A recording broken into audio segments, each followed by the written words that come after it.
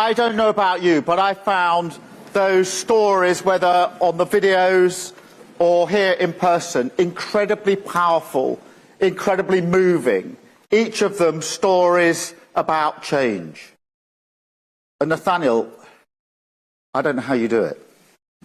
I don't know how you're able to hold yourself together with that poise and that dignity and to cling on to that hope for other people. It is inspirational for all of us. It's really fantastic. Thank you for coming.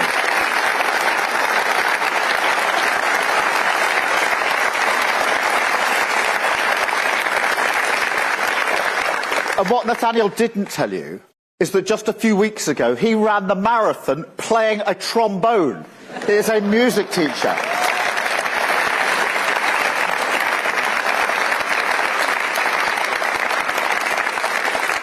And Rob, thank you for your story, your contribution about housing and the importance of a home, that basic security, the base camp from which people can build their lives. It makes such a difference. It certainly did for me. And Haruna, yours is a story about change. To change from one political party to another political party is a very big thing to do. It's about change. Now, we have changed the Labour Party to put it back in the service of working people. And what we seek, humbly, is the opportunity to change our country and put it back in the service of working people.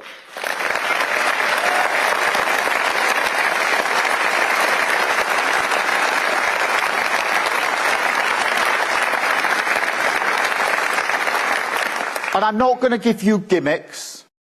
There's no quick fix to the mess that the Tories have made of this country. But this is a changed Labour Party with a plan to take us forward. And I have ambition for this country. And like all ambition, that starts with first steps. First steps towards higher growth, an NHS back on its feet, secure borders, cheaper bills, safer streets and opportunities for your children.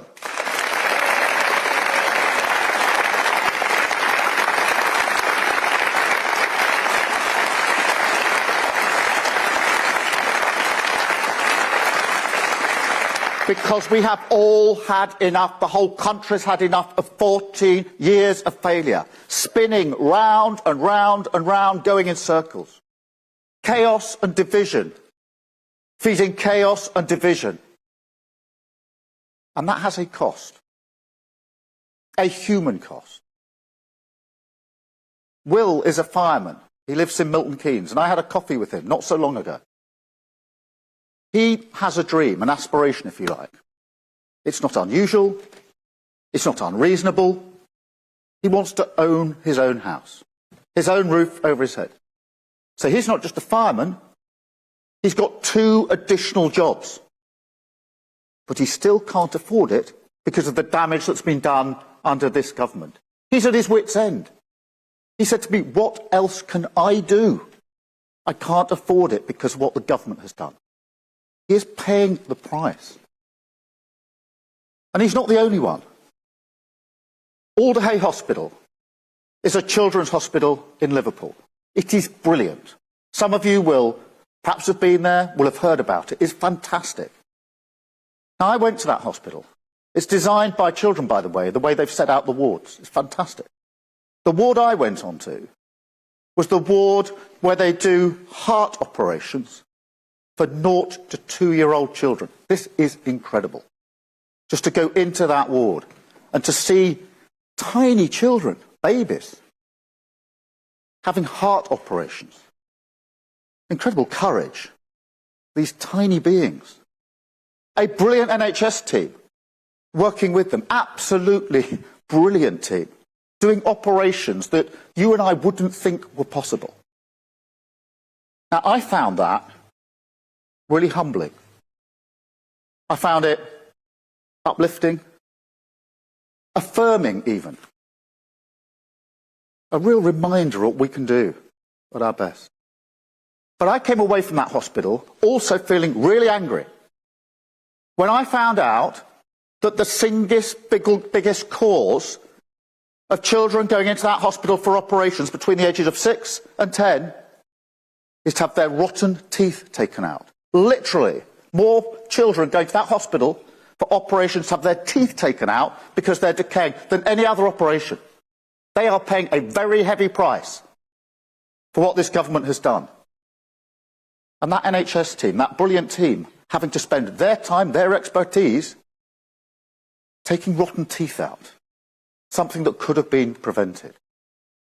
There are so many other examples. We've heard them this morning, but they're across the country. And they tell a bigger story, a deeper story. A story about a loss of trust, of hope, of confidence even in our ability to take our country forward.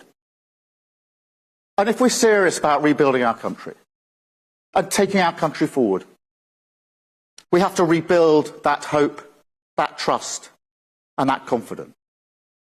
And you cannot do that with gimmicks, with short-term decisions, sticking plasters that just are put on the problem, but they don't fix the problem. It only gets bigger. And that is why, during the course of last year, I set out my missions for an incoming Labour government.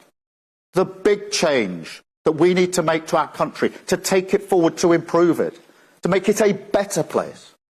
Long-term ambitions, credible plans, fixing the fundamentals, and giving an incoming government a driving sense of purpose about the change that we want to bring about. Now, this is going to be hard. Sticking plasters is easy. It just doesn't work. But I've never shied away from tough decisions. I ran a public service. We changed it. We reformed it. Lots of people said you couldn't do it, you shouldn't do it. But we had to press on. We've changed the Labour Party and put it back in the service of working people. Country first, party second. Thank you.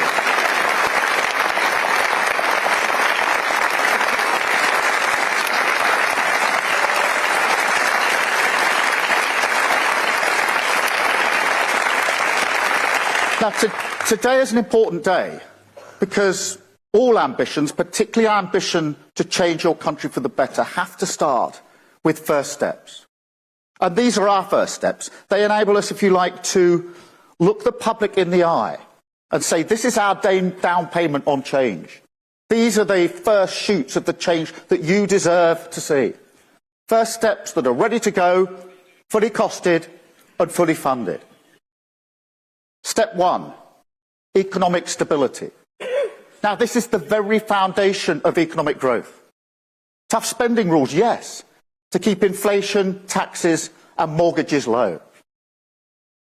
Because if you lose control of the economy, it's working people who will pay the price. Liz Truss lost control of the economy, and working people paid the price. Just about a week after her mini-budget, I think it was a week, it may have been 5 or 6 days, I was in Wolverhampton with a young couple who had a 3-year-old child. And they wanted a second child to build their family. So they had identified a new home to buy. They got a mortgage, a provisional mortgage for it, that they could afford. They were excited about the future they were going to build. Liz Truss crashed the economy. Their mortgage offer literally went through the roof. They couldn't afford it. They had to cancel their plans. No more new home. No more moving on. Stuck. But they also made a much more profound decision. They decided that they couldn't afford a second child. Now, they're going to live with that decision for the rest of their lives. And I'm not prepared to allow an incoming Labour government ever to do that kind of damage to working people.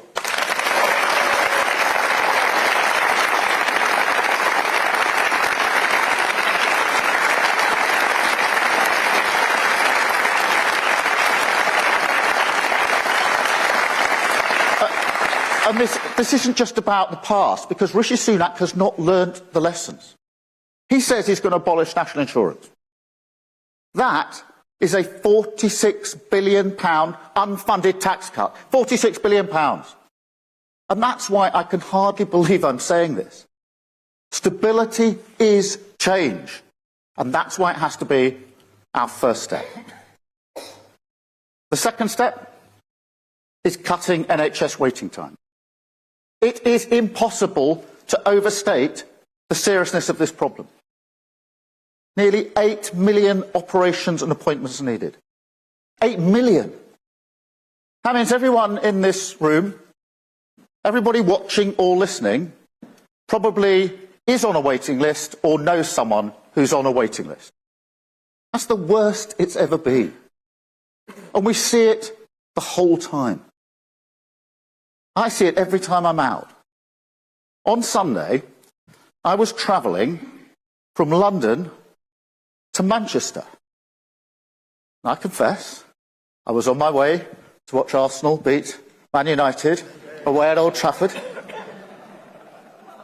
Can you believe it, Rachel? But we pulled into Knutsford service station, and I got out, walked in to get a coffee. And a woman recognised me, and she called me over. And she said to me, and she showed me, she's got an ingrowing eyelid. It's red raw, swollen, and causing her a huge amount of pain and discomfort. And she said to me, I've been waiting 18 months for an appointment for the operation, and I've just been told I've got to wait another 12 months. She virtually pleaded with me to win the election to do something about it. That's not unusual. There are so many versions of this story, whether it's knees or hips, whatever the operation may be. That is the price that so many people are paying. And that's why we have to deal with it. 40,000 operations and appointments every single week, paid for by cracking down on tax avoiders and the non-dom tax status.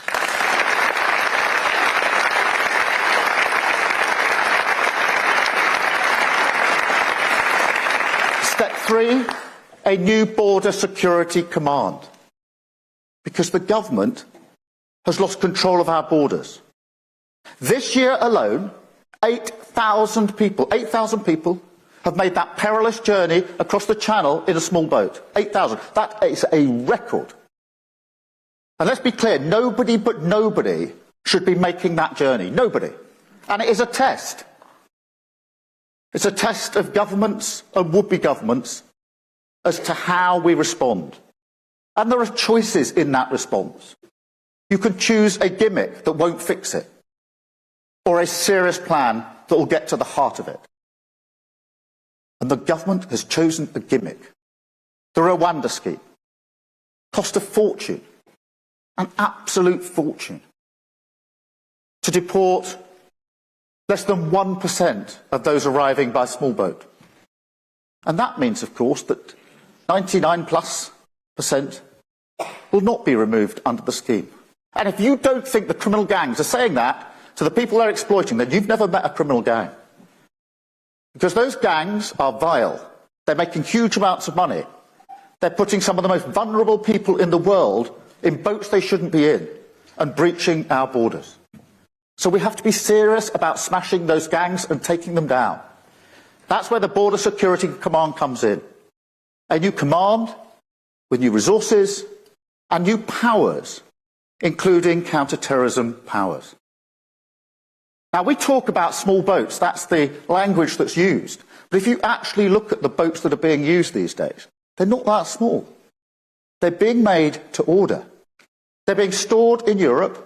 They're being moved up to the north coast of France. And then vulnerable people are being put in them for money by vile gangs. Now, I worked for 5 years as the chief prosecutor, as the director of public prosecutions.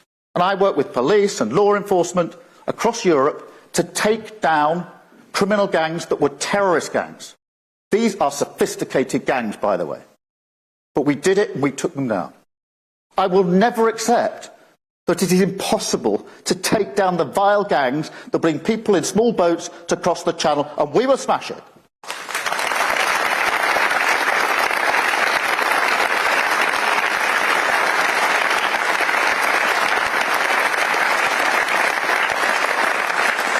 Step 4, Great British Energy. Now, the problem here is obvious. It's the classic example, the textbook example of sticking plaster politics. Because just about 10 years ago, the Tories under this government said, cut the green crap. Remember that? Cut the green crap. And so they cut investment in clean British power. They cut investment. They banned onshore wind. They scrapped home insulation. And that left us really badly exposed. So when world events changed and Russia invaded Ukraine, we were more exposed than other countries, and your bills went up more than they should have done. I'm not prepared to let that happen under a Labour government. So we will set up Great British Energy, harness clean British power, owned by the taxpayer, making money for the taxpayer, investing in the future and keeping bills down for good.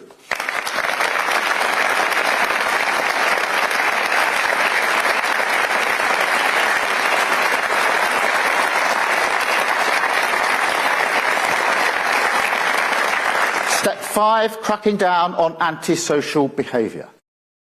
Now, all my working life, when I was chief prosecutor and since I've been a politician, people say to me, Keir, this is low-level antisocial behaviour. It's not that important. Completely wrong.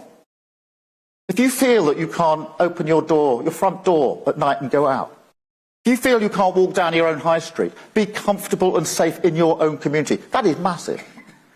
That is a big inhibitor of so many people. It's not low-level. It's really important. And that was brought home to me in Stoke when I was at the sixth form college.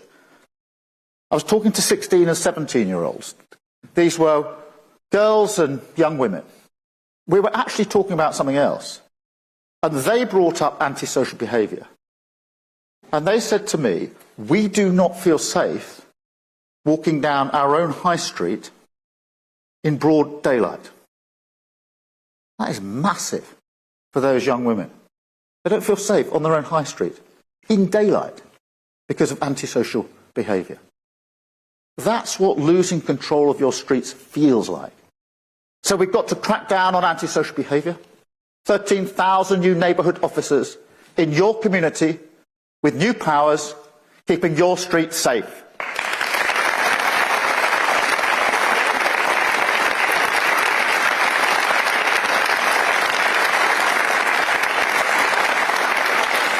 And finally, step 6, 6,500 extra teachers, paid for by removing tax breaks for private schools.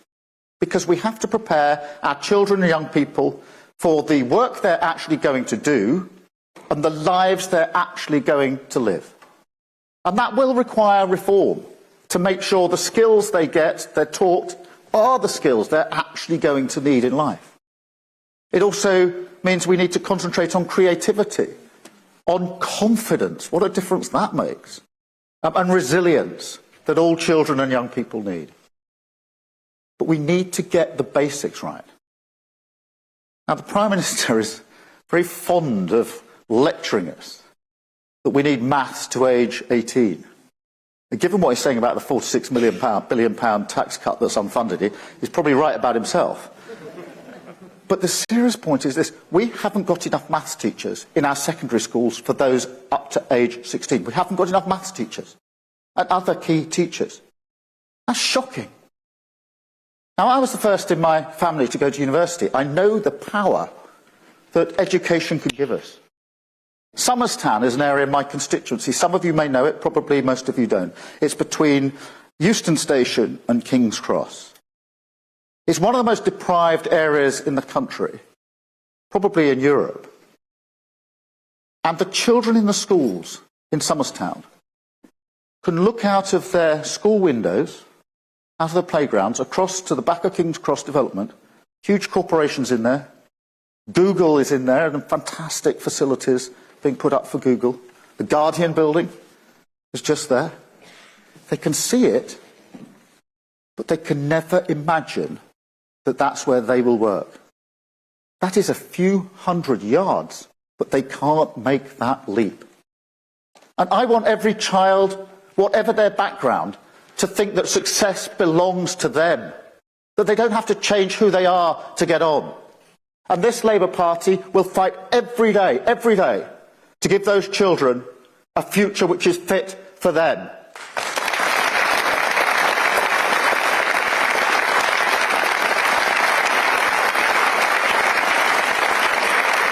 Thank you. So here we are.